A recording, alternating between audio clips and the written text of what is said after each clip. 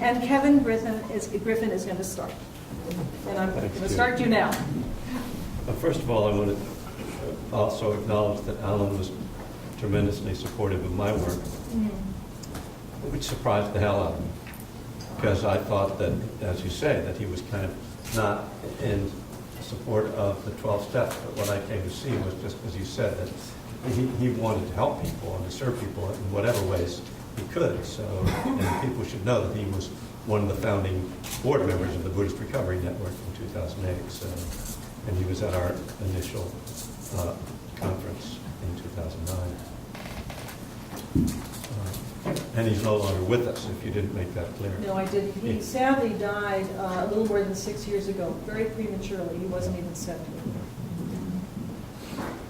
So when we talked about this, I thought I would look at the Buddhist Recovery Network mission statement as a starting point for myself. And I was surprised to find that the Buddhist Recovery Network website has truncated the original mission statement. So, Drinamati, what the hell is going on? I'll take the responsibility for the edit. Okay. All right, well, I'm not on the board anymore, so. So I'll read you the original mission statement.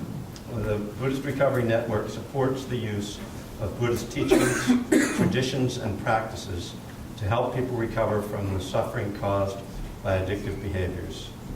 Open to people of all backgrounds and respectful of all recovery paths, the organization promotes mindfulness and meditation and is grounded in Buddhist principles of non-harming, compassion, and interdependence.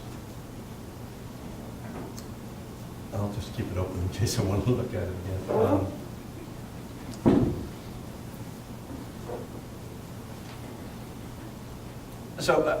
You know, it's actually challenging to tease out what's distinctive. First of all, I have to say, I think anybody who hears Buddhist recovery immediately thinks meditation. And, you know, and that was one of the purposes, my original purposes in my work, because I saw that people didn't practice the 11th step. So meditation, in a serious way, is clearly an aspect of Buddhist recovery. I would say. Others can state their own opinion.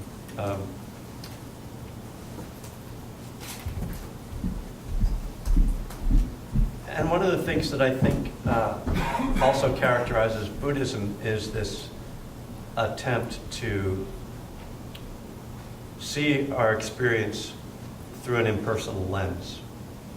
And I think that the 12-step literature almost gets to this, but not quite, when it says that anonymity is the spiritual foundation of all our traditions.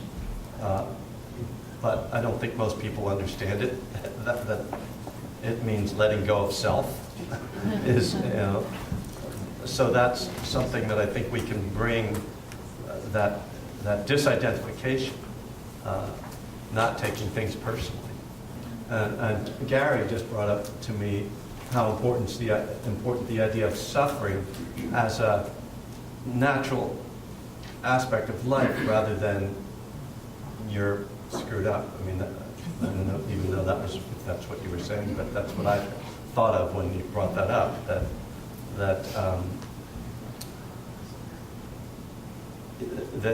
we have this, that you know, and compassion ties in with this. So understanding suffering as a human experience. I don't know if that is distinctly Buddhist recovery. It's tricky pulling this out, because I was trying to think about it. It's like, well,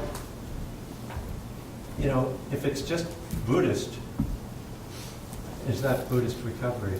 Is that distinctively Buddhist recovery? I'm not sure I want to talk for 10 minutes now.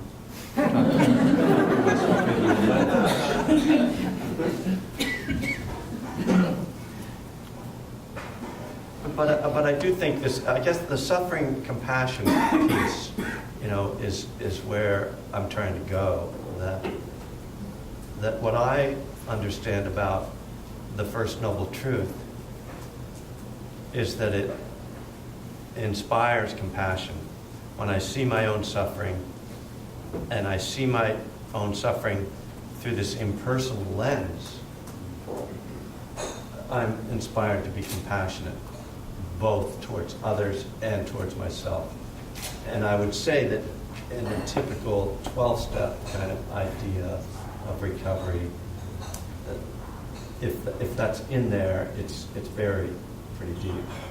That it doesn't, because when you work the 12-step program and you take a searching, fearless moral inventory, it's hard not to take that personally. And this is one of the real problems that people run into with the 12 steps, is that here they are trying to heal, and then they have to look at all their shit, and it's hard for them to detach from it. I'll be interested if you can talk about the inventory process in Refuge and how you help people see it in that impersonal way, which I think is a really critical part. And I feel like I sort of got that. I mean, I was already a Buddhist practitioner, so sometimes it's hard for me to know what a non-Buddhist going through the 12 steps would see.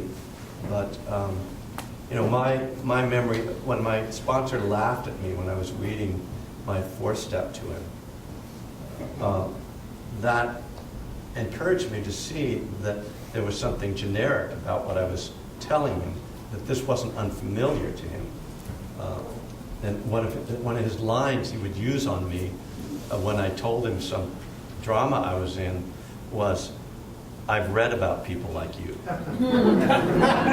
And what he meant, if that's not obvious, was that he had that same experience, and he was just making a joke as though that was something he'd never seen before.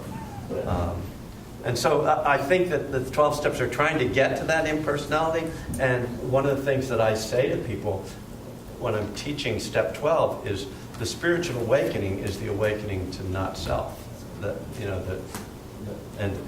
Again, the 12-step literature points to, self-centeredness, as was mentioned this morning. Self-centeredness is the root of our problems. So this is what, of course, I've been trying to pull in for years. Is like, well, it's all there, but you have to sort of dig it out. It's in tradition 12, and most people point at tradition 11, which, and I'm a serial violator of tradition 11, so I can't really. That's the one where you're not supposed to be. You're supposed to be anonymous on the level of press, radio, and film. But I think the spiritual foundation of all our traditions, anonymity, is much more of a spiritual teaching, and it's a spiritual awakening. But again, I don't think it's understood as part of I don't think it's understood until you bring in Dharma. And then when you look at that through a Dharma lens, oh, right, that brings that out. No, I'm not supposed to be talking about the 12 steps in there. So, I don't know. I think that's all I have for now. I feel like I really want to hear what others have to say. Well, this is what the last thing I'll say is that one of the things that we don't acknowledge that much is that there are many different Buddhist traditions, and that what defines Buddhist recovery is going to be very much influenced by what tradition it's coming through. And I always think of Theravadan Buddhism as that's Buddhism, but there's a lot of other traditions, and so I think that the distinctions are going to show up through that lens as well, and have to kind of be respected. So someone else can use my time. Thank you. He had 48 seconds left. So generous, Kenny.